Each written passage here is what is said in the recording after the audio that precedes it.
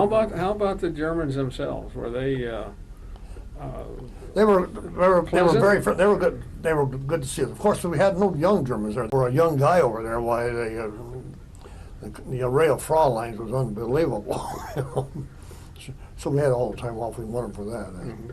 But the older folks were and happy to have you there. The older pleasant? folks, yeah, they were quite happy. No more bombing and things like that. No more bombing, and although the American troops were,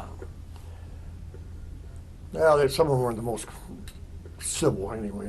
Yeah. I've had a couple of Frauleins telling you nothing more than a Russian in a pressed uniform, and a lot of them acted that way too. They were.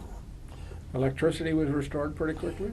Electricity was restored rather rapidly. Everything, as I say, the Germans were industrious people, and with the Americans pumping the money in there, why they got into it very good. Okay. Germany Berlin at that time was a haven for the displaced people of all over Europe. They just came to Berlin to get into the American sector for the protection from the. Yeah. Of course, that led to the blockade of Berlin. Right, the airlift and all that.